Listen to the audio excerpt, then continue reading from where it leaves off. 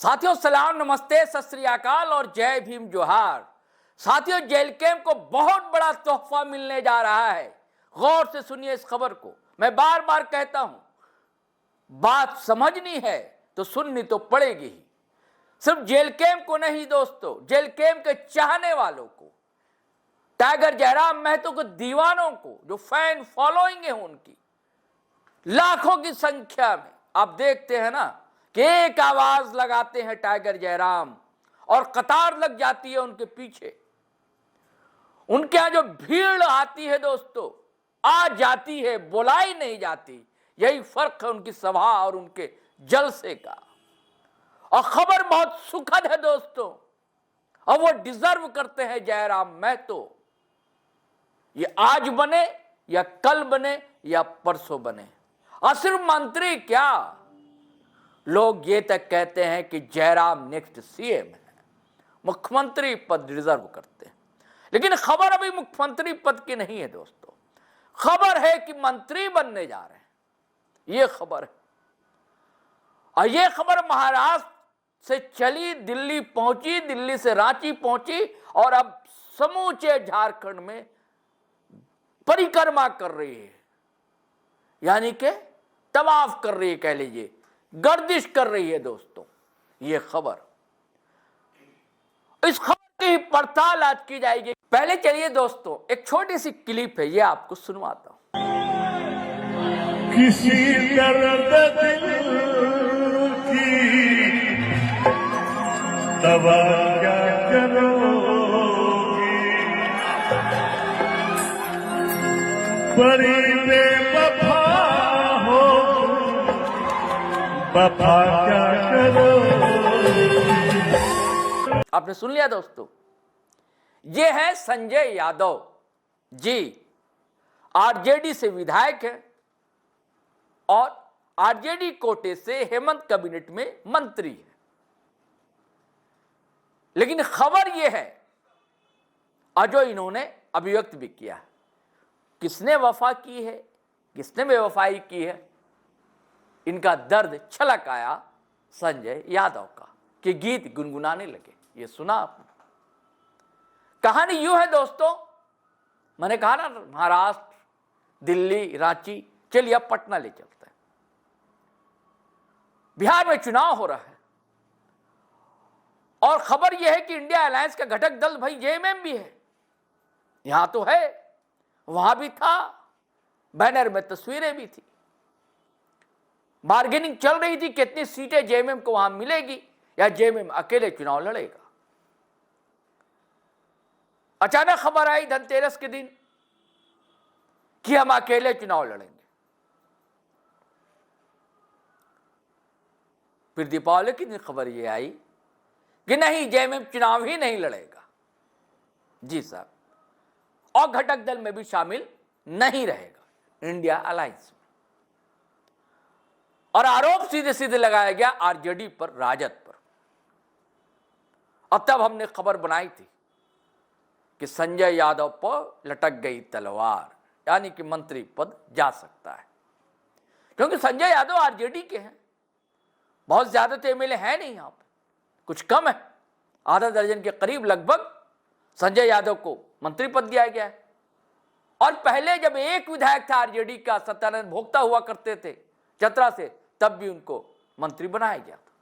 तो नाराजगी का सबब यह था। तो आशंका आज भी है, बलवती है, कि संजय यादव को बर्खास्त कर दिया जाएगा। अब आरजेडी साथ रहता है या नहीं, यह बात अलग है। तो फिर बात उठी, जब संजय यादव को हटा दिया जाएगा, क्या सरकार अल्पमत में आ जाएगी? ऐसा कुछ नहीं होने जा रहा है कि अल्पमत में सरकार आ जाए। हालांकि एक बड़े पत्रकार हैं, दूर की कौड़ी ले आए, अशोक वानखड़े साहब। आप देखते हैं कई चैनल पर न्यूज लॉन्चर है और कई चैनलों पर आते हैं अशोक वानखड़े, मूलतः महाराष्ट्र के रहने वाले हैं, राजधानी दिल्ली में रहकर पत्रकारिता करते हैं। अब झारखंड के बारे में कितनी जानकारी रखते हैं मुझे नहीं पता, लेकिन एक यूट्यूब चैनल से बातचीत करते हुए यह राज उन्होंने खोला। उन्होंने कहा कि जयराम महतो जो है मिनिस्टर बनने जा रहे हैं, मंत्री बनने जा रहे हैं, क्योंकि संजय यादव हटने वाले हैं। तब जयराम यादव अगर मिनिस्टर बनने जा रहे थे, क्यों बनने जाएंगे भाई? क्या फायदा होगा जेएमएम का या हेमंत सोरेन का?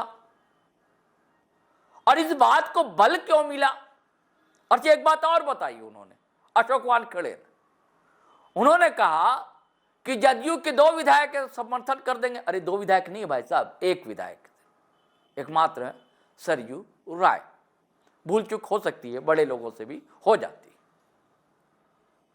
अब वो समर्थन दे देंगे हेमंत सोरेन को, ये कहा। जयराम दे देंगे समर्थन और कुछ लोग दे देंगे समर्थन, लेकिन ये नहीं कहा कि भाजपा के लोग भी समर्थन दे देंगे और हो सकता है कि कांग्रेस भी हट जाए। ऐसा कुछ होने नहीं जा रहा है। सरकार पर कोई आंच पड़ने नहीं जा रही है। अब ये बात मैं बताता हूं कि जयराम महतो मिनिस्टर क्यों बनेंगे और क्या फायदा होगा, क्यों ऐसी बात को बल मिलता है। आप देखिए, घाटशिला में चुनाव हो रहा है, जमकर सारे दल, भाजपा कह लीजिए, एनडीए कह लीजिए या इंडिया अलायंस कह लीजिए, ताकत झोंक दी और जयराम ने भी झोंकी थी।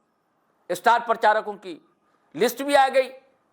चुनाव से पहले कहा जा रहा था कि सारे जयराम महतो भी कैंप करेंगे वहां, लेकिन नामांकन के बाद से जयराम महतो लापता है, गुमशुदा है वहां से।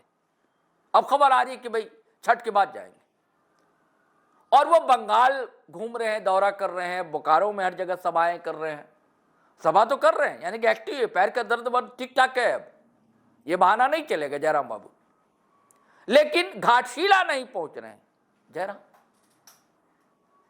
और उधर जो है सुदेश महतो, खबर है राजनीतिक गलियारे में कि उन्होंने कैरियर को प्रभावित करने की कोशिश की है। ये कुर्मी आंदोलन जो बीच में आया, उसमें जयराम को फंसाया गया है, क्योंकि आपको पता है कि एक दौर में जिस समुदाय से आते हैं सुदेश महतो और जयराम महतो, उस समुदाय के लीडर माने जाते थे सुदेश महतो। लेकिन जब एंट्री होती है राजनीतिक पटल पर झारखंड के जयराम महतो की, युवा, जवान, प्रतिभाशाली, बेबाकी से बात रखने वाला, झारखंड के बुनियादी सवालों को, मुद्दों को उठाने वाला, सड़क से लेकर सदन तक, तो पिल्ली चमक गई सभी की, क्या पक्ष हो क्या विपक्ष हो। और चुनाव में आपने देखा वो नजारा, विधानसभा चुनाव, एनडीए के प्रत्याशी कैसे चारों खाने चित हो गए और 1 दर्जन से अधिक सीटों पर कैसा गच्चा दे दिया जेल कैंप के कैंडिडेट ने। तो तब से ये रणनीतियां बनाई जा रही थी एनडीए की जानिब से, या कह लीजिए सुदेश महतो की जानिब से, कि कैसे जयराम महतो की राजनीति को डेंट किया जाए। वो युवा हैं, जज्बाती हैं, भावुक भी हैं, संवेदनशील है जयराम, तो कूद पड़े वो। और उन्हीं की पार्टी की ज्येष्ठता क्रिकेटा को लगा दिया गया कि आप बोलिए उनके खिलाफ जितना बोलना है। तो वो तो बोली ही जयराम के खिलाफ, कुर्मी समुदाय के खिलाफ भी बोली जमकर, लेकिन सुदेश महतो ने, आजसू पार्टी ने उनको आज तक पार्टी से बर्खास्त नहीं किया, हटाया नहीं किया। और ये ऐसा वोट बैंक है दोस्तों, ये वोट बैंक कभी जेएमएम का भी हुआ करता था। आपको पता है, संस्थापकों में रहे हैं विनोद बाबू, विनोद बिहारी महतो, और आज भी कई लीडर हैं वहां। मथुरा प्रसाद महतो बहुत सीनियर लीडर, लेकिन फिर भी क्या साथ चाहिए क्या जयराम महतो को। इसलिए ये बल मिला वहां से, इनका गायब होना, लापता होना। उसका ये सारी राजनीतिक क्या कह लें, बैसाखियां जो कह लीजिए, सब बैसाखियां ही होती हैं, लेकिन जयराम बैसाखी नहीं है। जयराम को आप बैसाखी कतई नहीं कह सकते दोस्तों। लेकिन इससे जयराम महतो का क्या फायदा होगा अगर मंत्री बन जाते हैं तो?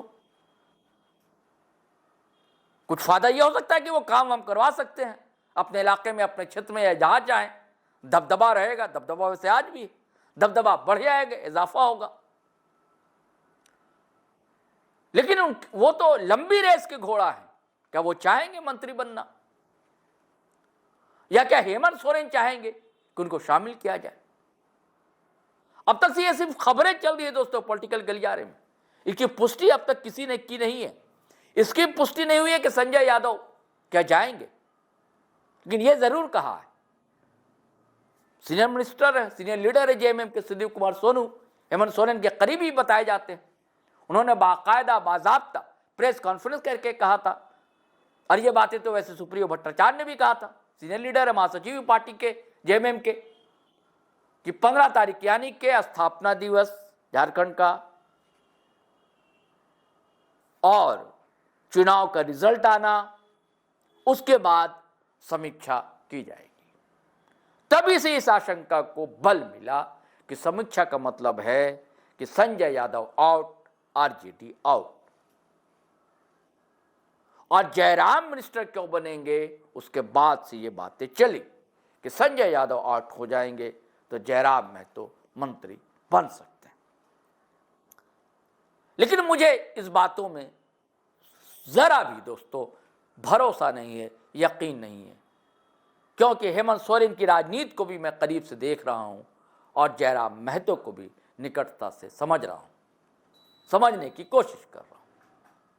अब तक जो समझा उसके आधार पर मैं कहता हूं कि ना हेमंत सोरेन जयराम महतो को मंत्री पद देने जा रहे हैं और ना ही जयराम महतो चाहेंगे मंत्री पद स्वीकार करना। चलिए साथियों, फिर हम नए वीडियो के साथ हाजिर रहेंगे, लेकिन आपसे गुजारिश है कि अगर आपने हमारा चैनल सब्सक्राइब नहीं किया तो कर लीजिए, धड़ाधड़ फटाफट वीडियो शेयर कीजिए, लाइक कीजिए, कमेंट कीजिए। आज्ञा दीजिए, इजाजत दीजिए। जय हिंद, जय भारत।